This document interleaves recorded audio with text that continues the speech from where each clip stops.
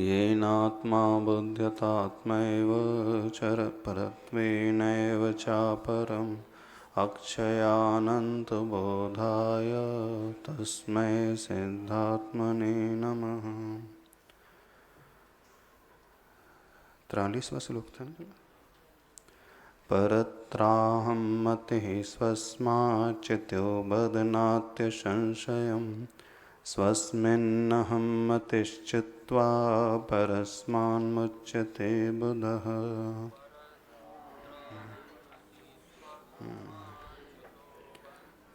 बध्नात्य संशयम् स्वस्मिन्नहं मतिश्चित्वा परस्मान्मुच्यते बुधः।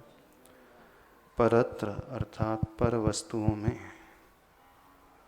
अहम्मति, जो व्यक्ति अहम्मति अहंकार की बुद्धि रखता है वह स्वयं से चित हो जाता है, अपने आत्म स्वभाव से नीचे आ जाता है। ऐसा जीव बधनाति असंशय, मैंने निसंदेह होकर के वह कर्म को हमेशा बांधने वाला होता है। स्वस्मिन अहम्मति, और जिसकी मति स्वयं में होती है वह परस्मात् चित्वा मुच्यते बुधा, वह बुध जीव माना जाता है। पर द्रव्यों से च्युत होकर के, छूट करके मुक्त हो जाता है।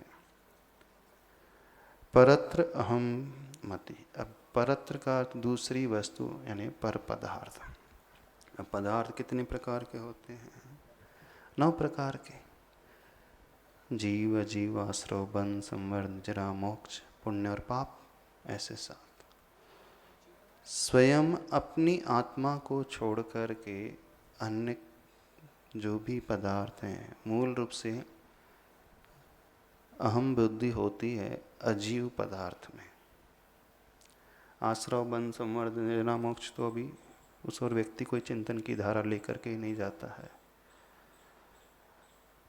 वो अपना स्वामीपना दिखाता है या तो जड़ वस्तुओं में, धन, वैभव, प्रॉपर्टी, गाड़ियाँ, सोना, चांदी, अथवा अन्य जीवों के ऊपर। 2 ही हैं, स्व आत्मजीव को छोड़ कर के पर जो जीव होते हैं उनमें वह स्वामीपना अहम बुद्धि दिखाता है, अथवा जड़ वस्तुओं में अहम बुद्धि दिखाता है। हाँ, ये मैं इसका समूह ही हूँ, मेरे बिना ये कोई कुछ कर नहीं सकते, जब तक मैं आज्ञा ना दूँ, मैं परमिट नहीं करूँ, कोई उठ कर के जा नहीं सकता, हमसे पूछे बिना ऐसा नहीं होना चाहिए। पर में अहम बुद्धि, मैं ही परिवार का करता हूँ, मैं ही बच्चों को पालने वाला हूँ, मेरे द्वारा ही घर चल रहा है, मेरे द्वारा ही सारी व्यवस्था समाज की हो रही है, मेरे द्वारा ही संघ का संचालन हो रहा है। यदि मैं ना पढ़ाऊँ तो कोई पढ़ नहीं पाएगा, सब जगह लग जाएगा। मैं सिखा रहा हूँ इस कारण हो पा रहा है, यदि हम ना सिखाएं तो आप लोग कुछ सीख ना पाए, ये भाव आ जाता है। आई एम समथिंग, मैं कुछ हूँ इस दुनिया में, मेरा अस्तित्व कुछ है। ये कुछ की भावना, समथिंग, समथिंग नहीं, या तो एवरीथिंग रहता। आई एम एवरीथिंग, मैं सभी, मैं ही हूँ। समथिंग में तो फिर भी मार्जिन रहती है कि मैं कुछ हूँ और आप भी कुछ हैं। एवरीथिंग में कोई मार्जिन नहीं रहती, जो कुछ है सो मैं हूँ। दूसरों को व्यक्ति मार्जिन ही नहीं छोड़ता है। जैन धर्म का, महावीर भगवान का प्रमुख सिद्धांत है आत्मा का स्वतंत्र अस्तित्व। हर आत्मा यहाँ पर स्वतंत्र है, हमें किसी ने पैदा नहीं किया है और न हम किसी को पैदा कर सकते हैं। कोई भगवान भी हमें नहीं बना सकता, न भगवान हमें मार सकता है। न माता पिता ने हमें पैदा किया है, न किसी और ने हमें पैदा किया है इन द सेंस हमारी आत्मा रूपी द्रव्य को कोई जन्म देने वाला नहीं है। हर आत्मा अपने आप में स्वतंत्र अस्तित्व रखती है। ये तो संयोग है, कर्म के उदय से एक परिवार में आ जाते हैं, एक समाज में आ जाते हैं, एक सोसाइटी में रहने लगते हैं, एक जगह, एक शहर में एक मोहल्ले में, कॉलोनी में रहने लगते हैं। ये तो एक संयोग संबंध है, इसके अलावा और कुछ नहीं है। माता पिता से हमारा जन्म नहीं होता है, शरीर का जन्म होता है। माता पिता के माध्यम से एक संयोग मिलता है इस आत्मा को एक शरीर धारण करने का, इससे अधिक कुछ नहीं होता है। गुरु तो हम अपने संघ को अनुशासित करने के लिए नियम बनाते, घर में बड़े लोग नियम बनाते, पालन करना पड़ता। जब हम दूसरों को देखेंगे तो हम सारा क्रेडिट दूसरों को ही देंगे। हमें चलाने वाले गुरु महाराज ही हैं, उन्हीं के अनुशासन में हम चल रहे हैं। हमें पढ़ाने वाले वे ही हैं, वे ही हमें दीक्षित करते हैं, वे ही हमें शिक्षित करते हैं, वे ही हमें संभालते हैं, वे ही हमें राह दिखाते हैं, वे ही हमें बचाते हैं, वे ही हमें प्रायश्चित दे करके शुद्ध करते हैं। यहाँ तो कृतज्ञता का भाव आएगा। अहम बुद्धि में व्यक्ति स्वयं को लेकर के चल रहा है। जब हम दूसरों के प्रति व्यवहार रखेंगे तो क्रेडिट सब कुछ उन्हें ही देंगे। हाँ, आपकी ही कृपा से सारा कार्य होता है। भक्ति जो होती है व्यवहार में होती है। भक्ति में दो होते हैं, भक्ति में एक बड़ा होगा एक छोटा होगा, समर्पण में एक बड़ा होगा एक छोटा होगा, निश्चय में कोई बड़ा नहीं कोई छोटा नहीं। प्रवृत्ति में व्यवहार जहाँ निभाया जाता है वहाँ सारी कल्पना होगी, बड़े छोटे का व्यवहार होगा। प्रवृत्ति में मूलाचार आएगा, निश्चय में समय सार आएगा। तो हम तो यही कहेंगे कि उन्होंने ही हमें दीक्षित किया है, उन्होंने ही हमें शिक्षित किया है, उन्होंने ही हमें सारा ज्ञान दिया है। एक शिष्य तो यही कहेगा। यदि शिष्य ये कहने लगे कि नहीं मैं तो अपने बुद्धि के बल पर सब कुछ सीखता हूँ, तो ये उसका अहम भाव हो गया। और जहाँ हमारा अहम भाव होगा पैदा हो गया, वहीं से पतन शुरू हो जाता है। पहले भक्ति ही होती है, पहले व्यवहार ही होता है, इसलिए हम भगवान को ही सब कुछ मानते हैं। हम यही कहते हैं भगवान ही हमारे लिए पालन करने वाले हैं, पालनहारे आप ही हमारी रक्षा करने वाले हैं, आप ही हमारे लिए बचाने वाले हैं, आप ही उठाने वाले हैं। आप ना करें तो कौन करेगा, आप ना बचाए तो कौन बचाएगा, आपके बिना मैं हमेशा अधूरा ही रहूँगा। ये तो आभार की भावना व्यवहार में होगी ही। जब हम व्यवहार निभाएं तो अपने से बड़ों के प्रति उस कृतज्ञता को भाव को लेकर के आए, और जब छोटे हमारे सामने आए तो सारा क्रेडिट उनके उपादान पर सौंपें कि नहीं ये तो आपका ही उपादान था, आपकी ही शक्ति क्षमता थी, आपका ही पुण्य का उदय। जैसे आचार्य भगवान करते थे, बड़े बड़े मंदिर बन जाते थे, पंचकल्याणक हो जाते थे, तो आचार्य श्री क्या बोलते थे, हमने थोड़ी कुछ किया है, आपका सामूहिक पुण्य का उदय। अथवा अपने गुरु महाराज के ऊपर वो डालते थे, आचार्य प्रवर ज्ञान सागर महाराज जी के कारण सब कुछ हो रहा है, हमने कुछ किया ही नहीं। जब भी कोई सफलता मिले तो बड़ा तो दूसरों को सौंपेगा, क्रेडिट उन्हें देगा। छोटे हैं हम क्रेडिट दूसरों को देंगे, बड़े हैं वो वात्सल से भर करके सब उनके उपादान पर सौंपेंगे कि हाँ ये आपकी शक्ति थी, आपके पुण्य कर्म का उदय था। देखा जाए तो कोई भी कार्य उपादान निमित्त के बिना होता नहीं, दोनों की संयोग की आवश्यकता होती है। लेकिन अहम बुद्धि से बचने का एकमात्र रास्ता यही है कि हम यह कहें, यह सोचें कि जो कुछ हो रहा है सब उनके ही पुण्य से होता है। तभी हम उस अहम से, अहंकार की भावना से बच सकते हैं, तभी हमारा विकास हो सकता है। और जहाँ अहम हावी होने लगे, अहम आगे आने लगेगा, तो फिर वहीं से हमारा पतन शुरू हो जाता है। वही बात यहाँ पर बताई जा रही, परत्र अहम मति ही, पर वस्तुओं में, पर पदार्थों में, पर द्रव्यों में मेरी बुद्धि हो रही है। मैं, अहम से मैं और मैं पना और मेरा, ये दो भाव सब आ जाएंगे, जड़ भी आ जाएगा, चेतन भी, दोनों आ जाएंगे। अब जैसे माँ पिता बोलते हैं कि नहीं हम बच्चे को पाल रहे हैं, तो ये उनकी अहम बुद्धि। आप सिर्फ अपने कर्तव्य का निर्वाह कर रहे हैं। व्यवहार में परस्पर उपग्रह जीवानाम सूत्र आएगा।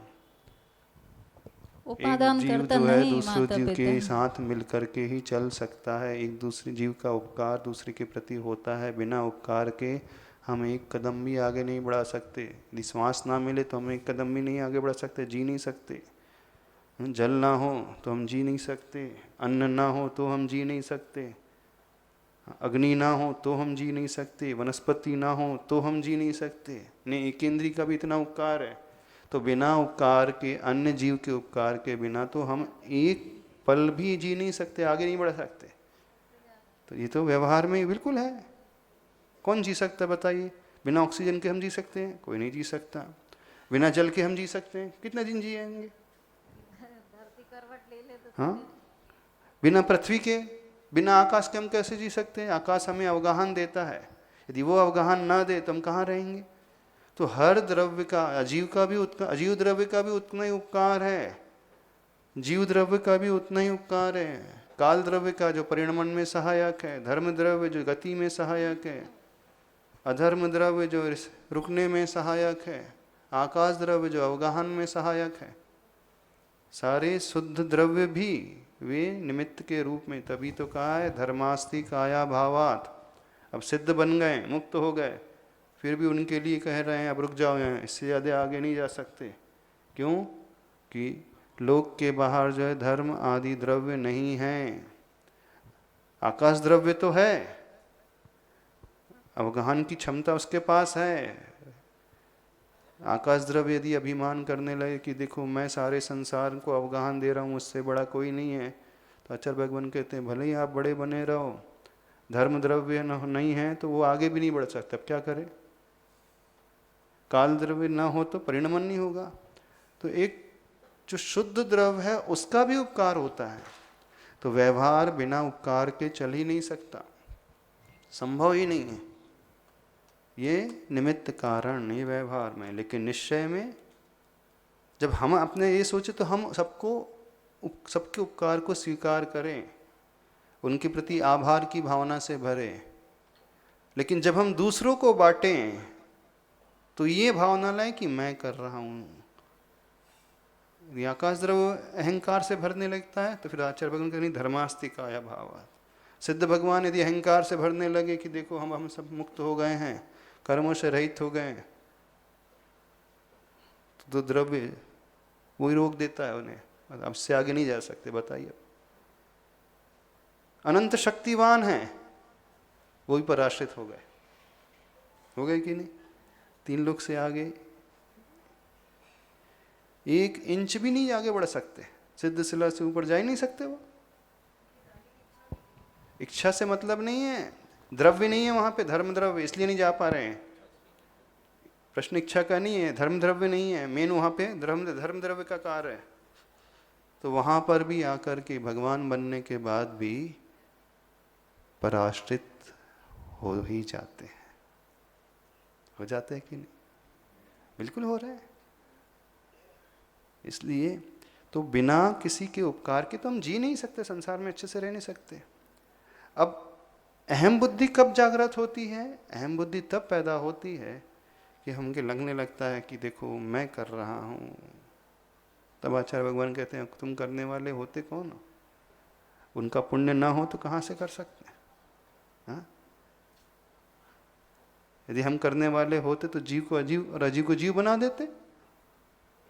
यदि इतनी शक्ति थी, जैसे जादूगर के पास शक्ति होती है, वो जो चाहे दिखा सकता है खेल, तो अजीव को जीव बना दे, भगवान बना दे, अजीव द्रव्य को जीव द्रव्य बना करके दिखा दे। अनंत अनंत पुद्गल वर्गणाएं भरी हुई हैं, कर्म वर्गणाएं भरी हुई हैं। एक पुद्गल परमाणु को भी वो जीव नहीं बना सकते, आत्मा नहीं बना सकते। तो फिर ये कहा जाता है एक द्रव्य दूसरे द्रव्य का कुछ नहीं कर सकता। नहीं, उपादान की अपेक्षा वो कुछ नहीं कर सकते, लेकिन निमित्त की अपेक्षा बिना दूसरे द्रव्य की सहायता के हम एक कदम भी आगे नहीं बढ़ सकते। बिना निमित्त के हम रह ही नहीं सकते, कोई नहीं रह सकता संसार। और हर पल निमित्त की आवश्यकता होती है। एक समय भी ऐसा नहीं है कि हमें निमित्त की आवश्यकता ना हो। और कुछ नहीं तो परिणमन तो करना पड़ेगा ना। उत्पाद वय द्रव्य युक्त का जो परिणमन होता है वो किस आधार पे होगा? तो काल द्रव्य के आधार पे होगा। तो महाराज जी जो निमित्त को नहीं मानते वो किस अपेक्षा से नहीं मानते? उन्होंने ढंग से समझा नहीं है। वो एकांत से लगा लेते, निमित्त कुछ नहीं कर सकता, अनेकांत की अपेक्षा नहीं कर सकता, करता भी है नहीं भी करता है तो उपादान की अपेक्षा निमित्त कुछ नहीं कर सकता। अकिंचित आचार्य भगवान हमें कितना भी सिखाए, लेकिन हमारी बुद्धि नहीं है तो कहाँ से ज्ञान थोड़ी भर देंगे हमारे भीतर। यदि हमारे ज्ञानावर्णी कर्म का तीव्र उदय है, हमारे भीतर ही क्षमता नहीं है, तो वो पैदा नहीं कर सकते ज्ञान। सबको पढ़ाते, सारे शिष्य को पढ़ाते हैं, लेकिन कुछ शिष्य ही सीख पाते हैं, बाकी नहीं सीख पाते। जो सीख पाते हैं ये उनका उपादान है, जो नहीं सीख पाते उनके उपादान की कमी है। यदि वे ही सिखाते तो सबको एक जैसा बनाना चाहिए था, नहीं बना पाते। और हम शिष्य कहने लगे कि नहीं हम अपने दम पे सीख रहे हैं, तो फिर बिना गुरु के सीख करके दिखाएं, बिना शास्त्र के सीख करके दिखाएं। बिना शास्त्र के हम सीख लें, वो भी संभव नहीं। महाराज जी निमित्त भी समर्थ निमित्त होता है का? समर्थ हाँ, निमित्त जैसे और फिर बंध्या स्त्री पुत्र को उत्पन्न नहीं कर सकते, वो डिटेल में और जाएंगे तो और वो गहराई में जाते जाएंगे तो वो निमित्त कई प्रकार के हो जाते हैं। एक उदासीन निमित्त अलग है, फिर प्रेरक निमित्त अलग है, ये अलग अलग प्रकार के हैं। लेकिन यहाँ श्लोक में जो कहा रहा है परत्र अहम मति, पर के प्रति जो अहम बुद्धि हो जाती है, ऐसा जीव जो है स्वस्मात् चितो भवति, स्वयं से चित हो जाता है और वह कर्म को बांधने वाला निश्चित नियम से वह कर्म को बांधता ही बांधता है। तो इस अहम पने को हम छोड़ना सीखें। और किस बात का अहंकार? यदि अहंकार करना है तो उस पर करो जो शाश्वत होता है। क्षणभंगुर में किस बात का अहंकार है? क्षयक्षमिक ज्ञान में किस बात का अहंकार? क्षयक्षमिक साधना में किस बात का अहंकार? तीर्थंकर भगवान सबका कल्याण करते हैं अपने उपदेश से, दिव्य ध्वनि के माध्यम से, उन्हें कोई अहंकार आता नहीं और अपने को कुछ आता जाता है नहीं, और अपनी ढपली अपना राग गाते रहते कि हम कर रहे हम कर रहे।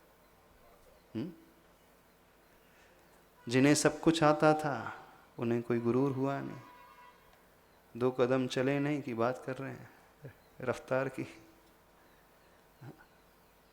और जिन जो मंजिल में पहुंच चुके हैं उन्हें कभी ऐसा भाव ही नहीं आता, और जिन्होंने शुरुआत की है वो इसी में भाव में आ जाते कि देखो हम इतना चल लिया, हमने ये कर लिया वो कर लिया।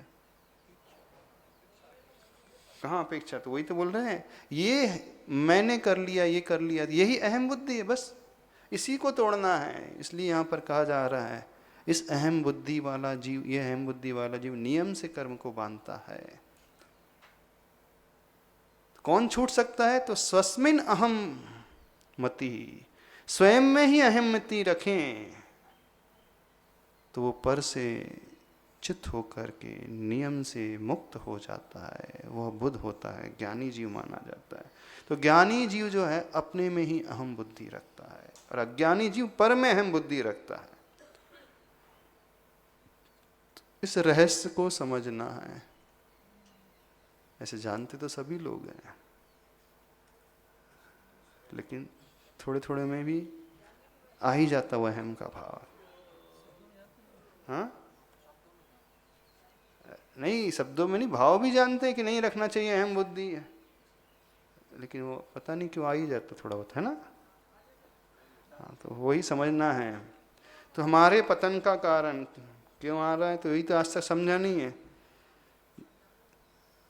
तो देखें, जब भी अहम बुद्धि जागृत होने लगे तो उसके लिए आचार्य भगवान कहते हैं अपने से बड़ों को देखें। जैसी दृष्टि बड़ों की ओर जाती है तो तुरंत हम नीचे आ जाते हैं। गुब्बारा होता है, थोड़ी सी हवा भरी नहीं कि फूल जाता है। हाँ? फिर एक आयस कीर्ति नाम कर्म का उदय कहते कि हम सब कुछ करते और हमारा नाम नहीं होता है। तो जिसके मन में ये भाव होता हमारा नाम नहीं होता, इसका मतलब उसने कभी आत्मा के लिए साधना की ही नहीं है। उसने तो कर्म के लिए साधना की है, यश के लिए नाम साधना की है, तो उसने कभी आत्मा की क्षय की आत्मा से कर्मों की क्षय की साधना ही नहीं की। उद्देश्य क्या है? कमक खव है ना, कर्म क्षय। और हम यश की आकांक्षा कर रहे तो यश नाम कीर्ति एक नाम कर्म का भेद है। तो हम चाह रहे कि नाम कर्म हमें मिले, नाम कर्म का बंद हो। यश कब मिलेगा? जब यश कीर्ति नाम कर्म का उदय होगा। और उदय कब होगा? जब उसका बंद होगा।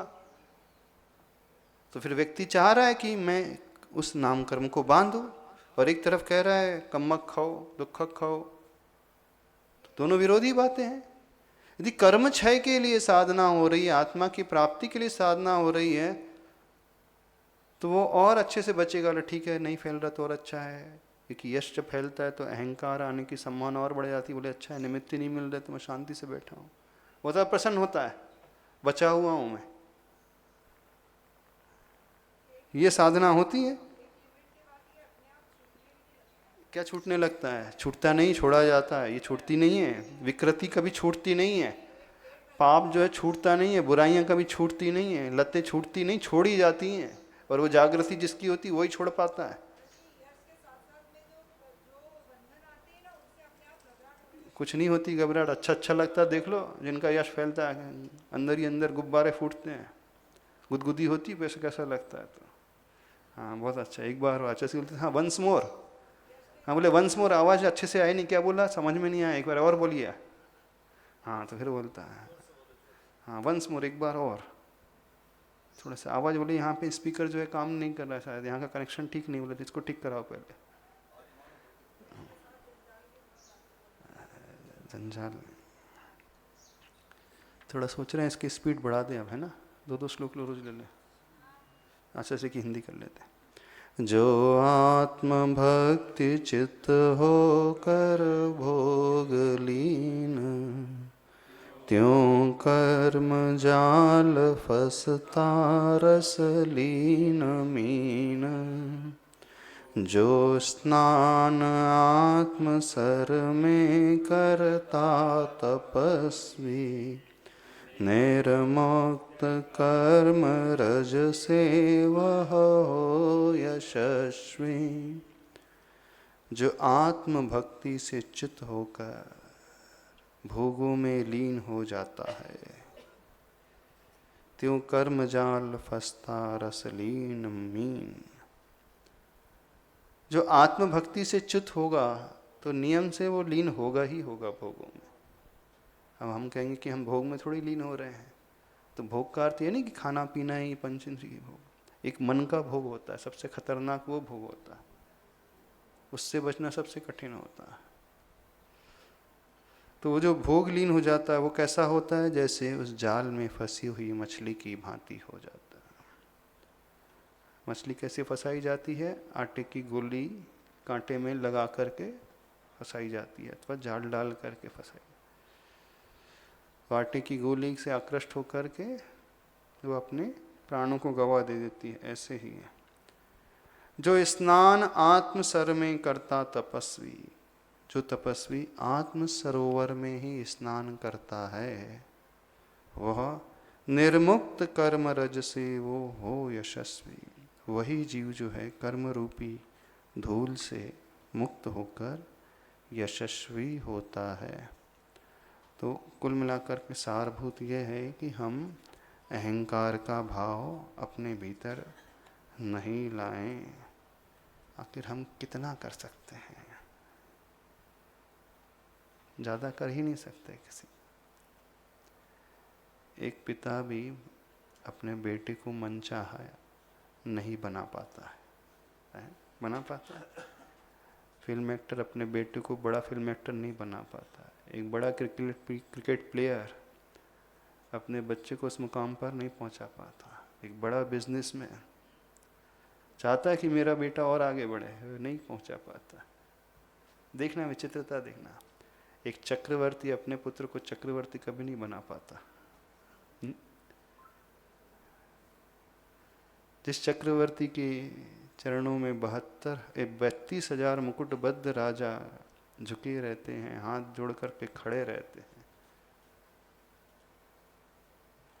अब चक्रवर्ती का पुत्र कभी चक्रवर्ती नहीं बनता। क्यों नहीं बनता? अब चक्रवर्ती जो बनता है उसके पास पहले कुछ होता नहीं, अपने बाहुबल के ऊपर आधार पर बन जाता है। देखो कथा पढ़ो, चाहे वो ब्रह्मदत्त चक्रवर्ती की कथा, कहाँ तो पैदा हुआ था और 6 राज्य का वो 6 खंड का अधिपति हो जाता है। और चक्रवर्ती के पुत्र को सारी अनुकूलताएं मिलती हैं, उतना सैन्य बल मिलता है, सारी सुविधाएं मिलती हैं, सारे संस्कार मिलते हैं, सारी युद्ध कला वो सीख लेता है, सब कुछ मिला है और वो नहीं बन पाता। और जिसे कुछ नहीं मिलता अथवा थोड़ा मिलता है वो चक्रवर्ती बन जाता है। बड़ा आश्चर्य लगता है, आश्चर्य लगता है ना। तो नियोग नहीं, तो वो चक्रवर्ती चाहता है कि मेरा पुत्र भी वैसा हो जाए। बड़ा बिजनेसमैन चाहता है कि मेरा पुत्र भी मैं बहुत बड़ा बिजनेस करे।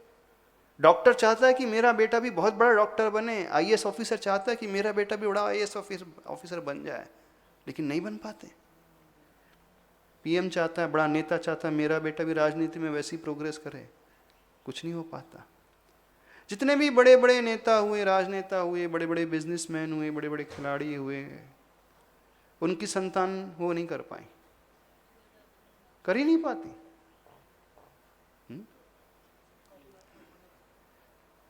तो बस अब आपने कहा ना सबका पुण्य, तो यहीं पे आ गया कि हम क्या कर रहे हैं उसके लिए, फिर हम क्या कर सकते हैं। तो कौन से अहम बुद्धि। आचार्यश्री एक थे, पूरे संघ के साधु मिल करके जो काम आचार्यश्री ने किया अकेले ने, सब मिल करके नहीं कर सकते हैं। बताए हो सकता है।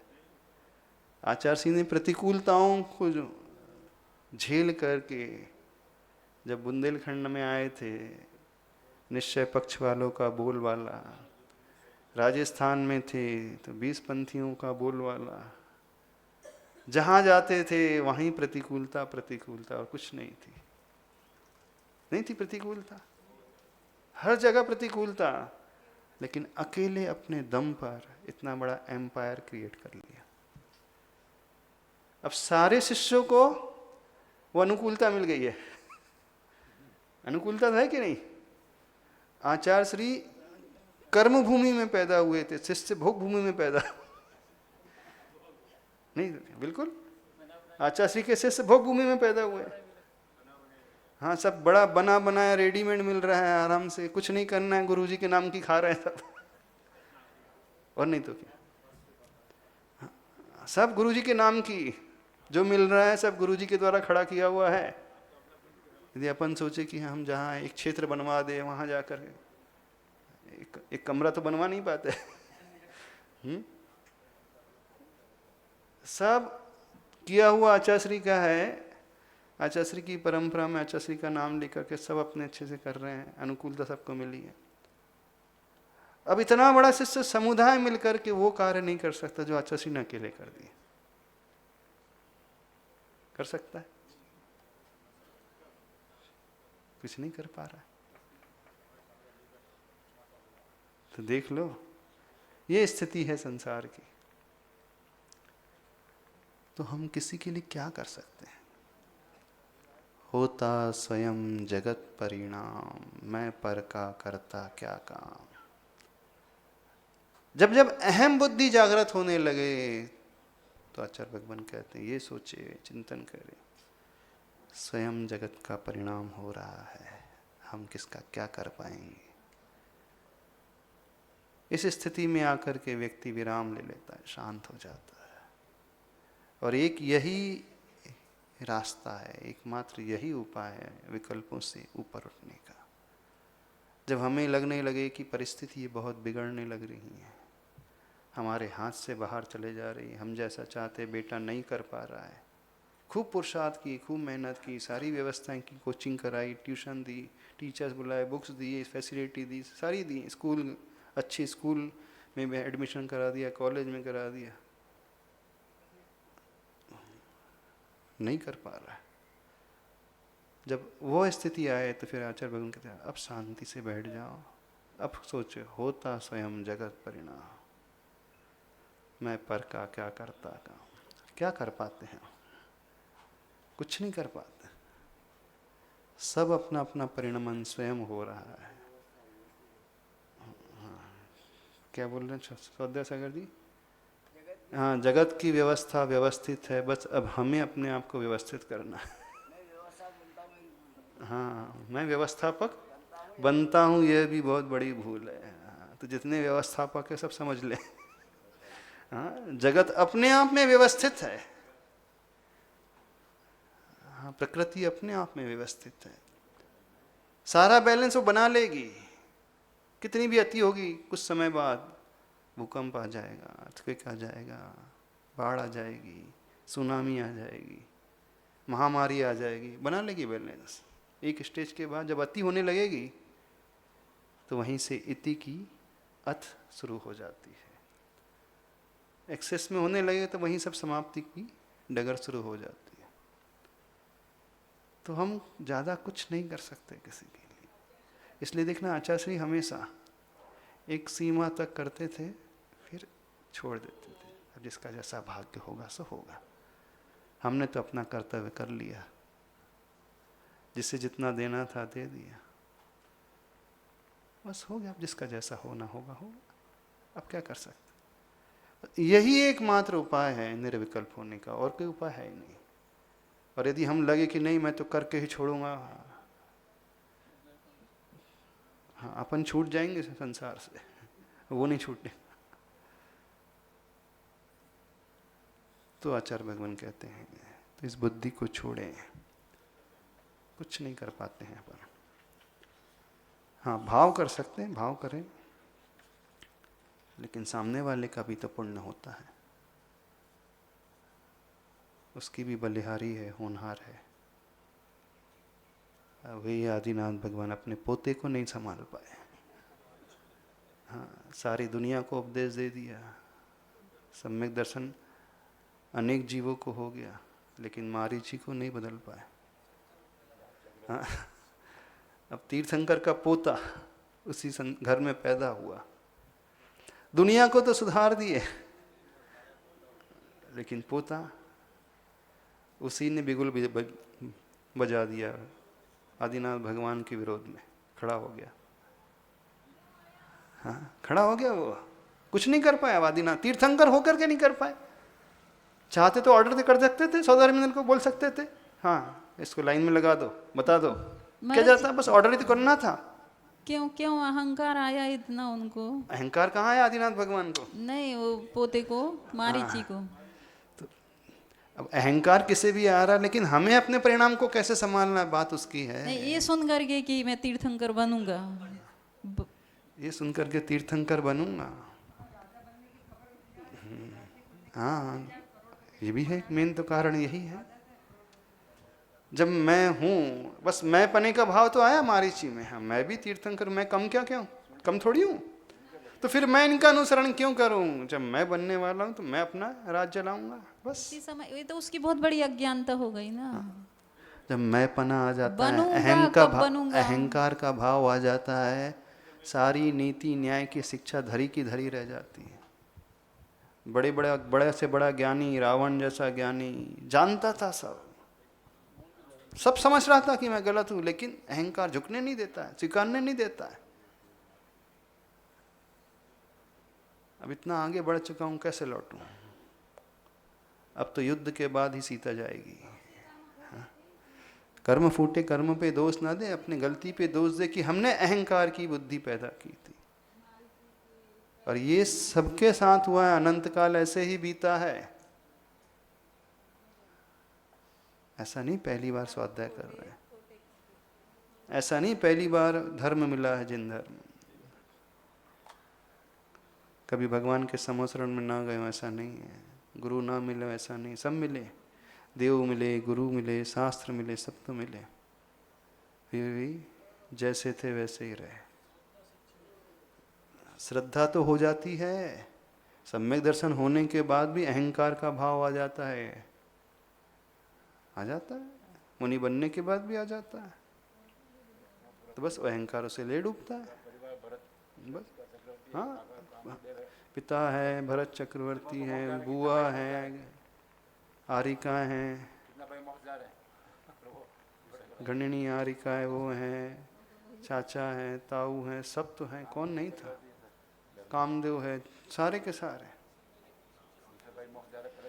सम्यक दर्शन हो भी चुका हो, लेकिन छोड़ दिया हमने। हम अपनी बोल रहे हैं, यदि इसके पहले हो गया होगा, फिर से अहम में आ गए होंगे, भटक गए होंगे, तो सम्यक दर्शन होने के बाद भी अर्ध पुद्गल परावर्तन का काल छोटा काल नहीं होता है, छोटा काल नहीं होता, बहुत बड़ा काल होता है। हुआ भी हुआ, क्यों नहीं हुआ? हो सकता है, निषेध नहीं किया जा सकता कि ना हुआ हो। अहम में आकर के भटक गए।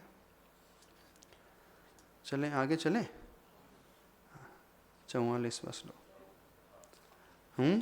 क्या टीका में महाराज जी ने बहुत खोला है, तो फिर क्या करें?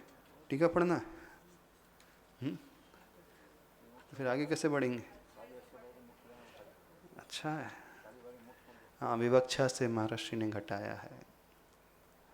सबका अहंकार अलग अलग प्रकार का होता है। एक मुनि महाराज हैं, ध्यान में बैठे हुए हैं, 6वें 7वें कुछ गुण स्थान में हैं, लेकिन तात्कालिक थोड़ा सा भाव आ जाता है तो नीचे हो जाते हैं। यहाँ वो मिथ्या दृष्टि नहीं होंगे, रहेंगे तो सम्यक दृष्टि ही, लेकिन जो शुद्धोपयोग की निर्मल दशा वाली स्थिति वहाँ नहीं ठहर पाते हैं। उस अपेक्षा से जो परम निश्चय रत्नत्रय है, जो परम भेद विज्ञान की भावना है, उसमें एकदम नहीं रुक पाते अंतर्मुहूर्त तक के अनुसार, जो 3 गुप्ती वाली अवस्था है, तो वहाँ से जो नीचे आ जाते हैं प्रमत्त की दशा में, तो वह भी एक प्रकार से अज्ञानी जीव माने जाते हैं। क्यों? ध्यान से वो उतर करके नीचे आ गए। एक अणुव्रति है, सम्यक दृष्टि है, पंचम गुण स्थान वर्ती है, वो अशुभ को तो छोड़ देता है, लेकिन कई बार शुभ को लेकर के वह भी विकल्प कर जाता है, तो वह विकल्प भी उसे पतन में डालने वाला होता है। और एक अवृत्ति सम्यक दृष्टि 4 गुण स्थान वर्ती है। जैसे भरत चक्रवर्ती छायिक सम्यक दृष्टि था, फिर भी अहम बुद्धि आ गई थी, अपने भाई बाहुबली पर चक्र चला दिया था। हाँ, अहंकारी तो था, मुझे नहीं मानता चक्रवर्ती। हाँ, चक्र रत्न मेरी आयुशाला में प्रकट हुआ, मेरा भाई होकर के मुझे ही नहीं राजा मान रहा। इस कारण 3 युद्ध हारने के बाद भी, जल युद्ध, मल्ल युद्ध, दृष्टि युद्ध, फिर भी नहीं स्वीकार पाया। तो एक प्रकार का अहम भाव, पर वहाँ मिथ्यात्व में वो नहीं आए, संभल गए। तो अलग अलग भूमिका के अनुसार अहम अलग अलग प्रकार का होता है। चाहे अहम किसी भी भूमिका में हो रहा है, पर है तो वो पतन का कारण है, उससे कर्म अवश्य बनता ही बनता है। तो हम जिस भूमिका में हैं उसके अनुसार जो बेस्ट से बेस्ट यदि नहीं कर पा रहे हैं, तो मानना हमें कहीं ना कहीं अहंकार आ रहा है। भले ही शुभ उपयोग में है, अशुभ उपयोग में नहीं जा रहे, शुभ उपयोग में होते हुए भी वह सिद्धि को प्राप्त नहीं कर पाता है। इस अपेक्षा से तो कौन सा जीव आता है? जब इन सब भावों को, अशुभ भावों को, शुभ भावों को छोड़ कर के परम पारिणामिक भाव में वह लीन होता है, ज्ञाता दृष्टा का भाव लेकर के आता है, सिर्फ जानता है, देखता है। उस अवस्था में वे मुनि महाराज जब ध्यान की स्थिति में पहुँचते हैं, तब कहीं जाकर के वो उस आत्मा की शुद्धि को प्राप्त कर पाते हैं। टीका पढ़ लेना, बाकी अभी आगे चलते हैं। अथ अवबुद्ध अनवबुद्धयोर विचारधारायाम भेदम आवेदयन आह। अब अवबुद्ध और अनवबुद्ध दोनों की विचारधारा में क्या भेद है? अवबुद्ध का अर्थ होता है ज्ञानी, बुद्ध यानी जानने वाला, अवबुद्ध अच्छे से समीचीन रूप से जानने वाला, और अनवबुद्ध उसका निषेधक किया जा रहा है, अज्ञानी जीव। तो ज्ञानी और अज्ञानी इन दोनों जीवों की विचारधारा में क्या अंतर है? तो यहाँ पे श्लोक से 44वें श्लोक से बता रहे हैं आचार्य भगवान। दृश्यमानमिदं मूढ़स् दृश्यमानमिदं मूढ़स् त्रिलिंगमवबुध्यते त्रिलिंगमवबुध्यते त्रिलिंगमवबुध्यते, ऐसे पढ़ना, त्रिलिंगम नहीं पढ़ना, त्रिलिंगमवबुध्यते इदमित्यवबुद्धस्तो इदमित्यवबुद्धस्तो निष्पन्नं शब्दवर्जितम् दृश्यमानमिदं मूढ स्त्रीलिङ्गमवबुध्यते इदमित्यवबुद्धस्तो निष्पन्नं शब्दवर्जितम्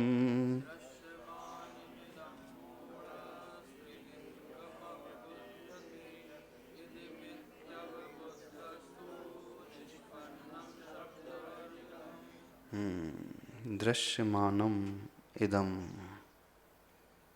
संधि विच्छेद करेंगे तो क्या निकलेगा? दृश्यमानम इदम, अर्थात यह जो दिखलाई देने वाला है, दिखाई देने वाला है, क्या? यह संसार, यह जगत तो कैसा है? तो मूढ़, मूढ़ यानी अज्ञानी जीव क्या ग्रहण करता है, किस रूप से देखता है, किस रूप से जानता है? त्रिलिंगम अवबुध्यते, अर्थात संसार में दिखाई देने वाले ये जीव हैं, उन्हें किस रूप से देखता है? तो ये पुरुष है, ये स्त्री है, ये नपुंसक है। अब ज्ञानी जीव क्या देखेगा तो फिर? अच्छा, पुरुष को पुरुष नहीं दिखेगा ज्ञानी जीव, स्त्री को स्त्री के रूप में नहीं देखेगा, नपुंसक को नपुंसक के रूप में नहीं देखेगा। हाँ, कैसा देखेगा? संसार में जो भी दिखलाई दे रहा है, तीन लिंग वाले ये जीव हैं, पुरुष, स्त्री और नपुंसक, जो ऐसा देखता है उसे आचार्य भगवान कहते हैं मूढ़ है, अज्ञानी। अरे ऐसे अज्ञानी कैसे हो जाएंगे? उसी बात को आगे बता रहे हैं। इदम इति अवबुद्धस्तु, और जो अवबुद्ध होता है अर्थात ज्ञानी होता है, तू यानी निश्चय से, किंतु वो इस दिखलाई देने वाले जगत को कैसा मानता है? निष्पन्नम, परिपूर्ण, शब्द से वर्जित, शब्द वर्जितम, शब्द आदि से रहित वह देखता है। शब्द से रहित का अर्थ क्या हुआ? शब्द से वर्जितम। शब्द का अर्थ हो रहा है, मूल लिखा तो शब्द है, अर्थात जो इंद्रियों से हमें ग्रहण हो रहा है, पांचों ही इंद्रियों का जो विषय बन रहा है, कर्णेंद्री का विषय शब्द बना, चक्षु इंद्री का विषय रूप बना, रसनेन्द्री का विषय स्वाद बना, घ्राणेन्द्री का विषय गंध बना, स्पर्श इंद्री का विषय जो है छूना आदि बना, छू करके हम जान रहे हैं। ये सब जो है इंद्रियों के विषय के अनुरूप हो रहे हैं, लेकिन आंतरिक दृष्टि से देखा जाए, आत्मा के भाव से देखा जाए तो ये आत्मा ऐसी नहीं है। शब्द पुद्गल की पर्याय है, वो हाँ, पर्याय में नहीं अटक कर के पुद्गल आत्मा के रूप में नहीं ग्रहण करता। जो अवबुद्ध होता है अर्थात ज्ञानी जीव है, जो इसे पंचेंद्रियों के माध्यम से नजर आ रहा है, वह उसे उस रूप में ग्रहण नहीं करता है। वो कैसा ग्रहण करता है? निष्पन्नम, परिपूर्ण, यानी उसकी दृष्टि बाहर पुद्गल की ओर, पर्याय की ओर, शरीर की ओर, उस लिंग की ओर नहीं होती है। उसकी दृष्टि तो आत्मा की ओर होती है, और वह परिपूर्ण आत्मा के रूप में ग्रहण करता है। शुक्ल ध्यान का, हाँ, इसमें कठिन सी बात लग रही है। नहीं, अब सरल महाराज जी है। जो दिख रहा है वही तो देखेंगे ना। सरल। हाँ, अब पुरुष को पुरुष नहीं देखेंगे तो क्या कहेंगे? बताइए, कैलाश जी क्या बोलेंगे? पुरुष को पुरुष नहीं बोलेंगे तो क्या बोले? महापुरुष बोले? हाँ, जो स्त्री है स्त्री को स्त्री बोलेगा कि नहीं व्यवहार में? तो अच्छा, छुल्लक जी बोल रहे हैं शारदा सागर, कहना व्यवहार है लेकिन मानना मिथ्यात्व नहीं, ये भी ठीक नहीं है। अच्छा, ये बात बताइए, पिता को पिता ही बोलेगा कि नहीं? कि पिता तो कहेगा, मानेगा भी कि नहीं पिता है? ये नहीं मानेगा। पिता को पिता ही मानेगा ना। आप कह रहे हैं कि कहना व्यवहार है, मानना मिथ्या है, तो पिता को पिता मानना मिथ्या तो हो जाएगा। बताइए। हाँ, पिता को पिता के रूप में स्वीकार करना भी एक प्रकार से व्यवहार ही है। तो मान रहे हैं तो मिथ्यात्व है, भ्रांत है, गलत है, ऐसा नहीं एकांत से। तो गलती कहाँ हो जाती है, हम परमानेंट उसे उस रूप में स्वीकार कर लेते, वो गलती हो जाती है। तात्कालिक परिस्थिति में तो वो उसी रूप से है। जैसे कोई नाटक में कोई रोल अदा कर रहा है, वो डॉक्टर बना है किसी प्ले में, तो जितने भी एक्टर्स हैं उसमें उसे डॉक्टर ही मानेंगे कि नहीं? और जितने भी दर्शक हैं उसे क्या देखेंगे, कौन से रूप में मानेंगे? जो वाइट एप्रॉन पहन करके आया, स्टेथोस्कोप लगा करके आ रहा है, किसी पेशेंट को चेक कर रहा है, डायग्नोस कर रहा है, तो डॉक्टर ही कहेंगे कि नहीं दर्शक भी? हाँ, जब तक वो नाटक में है, उस रोल को अदा कर रहा है, तब तक तो वो डॉक्टर ही है। लेकिन पर्दा गिरते ही अब वो डॉक्टर नहीं रहेगा, महाराज जी, वो ओरिजिनल रूप में आ जाएगा। व्यवहार में तो एक उत्साह और उमंग सब रखना पड़ता है, डूब करके काम करना पड़ता है, और इधर अध्यात्म में हाँ, तो बैलेंस बनाना है कि हमें यह देखना है एक नाटक चल रहा है, नाटक में ये ऐसी पात्रता को निभा रहा है, उस नाटक के 3 घंटे के दौरान इतना ही है वो, उसके बाद वो कोई और ही रूप को धारण करने वाला ओरिजिनल रूप उसका कुछ और ही है। तो अज्ञानी मूढ़ जीव जो होता है, इस संसार को देख करके कैसा कहता है, संसार में रहने वाले जीवों को देख करके कैसा मानता है, ये पुरुष है। अब यहाँ कहा 3 लिंग, मात्र 3 लिंग ही नहीं लगाना, ये पुरुष है, ये सुंदर है, ये कुरूप है, ये अमीर है, ये गरीब है, ये वृद्ध है, ये बालक है, ये गोरा है, ये काला है। ये ऐसी जो कल्पना अथवा ऐसे जो भाव उत्पन्न हो रहे हैं, तो आचार्य भगवान कहते हैं ये मत देखो, ये तो एक एक्टिंग कर रहा है अभी। फिर ज्ञानी जीव की दशा कैसी होती है? इदम इति अवबुद्धस, अवबुद्ध जो होता है इस दिखाई देने वाले जगत को कैसा देख रहा है?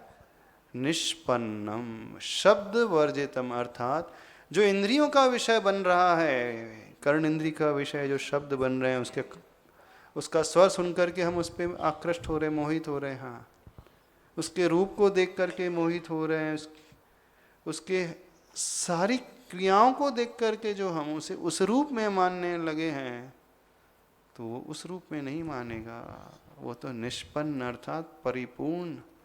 परिपूर्ण का अर्थ कैसा? जैसे वो भगवान आत्मा होती है परिपूर्ण, वो उसे उस रूप में ही, आत्म स्वरूप में ही स्वीकारने वाला होता है। तो ज्ञानी की दृष्टि ऐसी दृष्टि होती है। महाराज जी, पुद्गल की तो बहुत सारी पर्याय होती, शब्द बंध सूक्ष्म स्थूल संस्थान आदि आदि, लेकिन यहाँ पर शब्द को कहने की मुख्य व्यवस्था विवक्षा क्या? रूप को कहते तो रूप में ही प्रश्न आ सकता था, गंध में करते तो गंध में भी आता था, ये तो उपलक्षण है, श्लोक में लिखा गया है। शब्द आदि वर्जितम,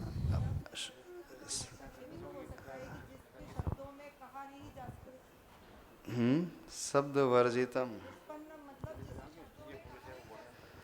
इस जगत को परिपूर्ण शब्द रहित इस प्रकार जानता है। हाँ, ये भी अर्थ हो सकता है, ज्ञानी जीव इस दिखने वाले संसार को शब्द रहित, हाँ, कथन के योग्य नहीं है, इस अपेक्षा से भी कहा जा सकता है। अथवा जो पंचेंद्री के विषय रूप हमें रूप रस गंध वर्ण आदि नजर आ रहा है, वो इस रूप से नहीं। महाराज जी ने शब्द नहीं लिया है, शब्द रहित परिपूर्ण जानता है, अर्थात जो दिख रहा है वो उसे उस रूप में नहीं दिखता है, बल्कि जो उसकी क्षमता है अथवा उसका भाव है, वो भगवान आत्मा के रूप में उसे वो स्वीकार करता है।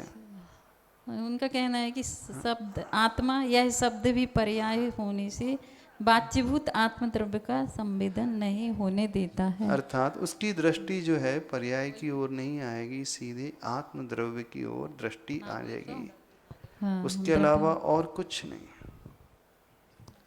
वो सीधे आत्मा की ओर पहुंचने वाला है, पर्यायग्रस्ती को गौण करने वाला होता है। बस अभी इतना ही रखते हैं। बोधि समाधि परिणाम शुद्धि स्वात्मोपलब्धि शिव शौक सिद्धि चिंतामणिम चिंतित वस्तुदाने त्वं वंदमानस्मः।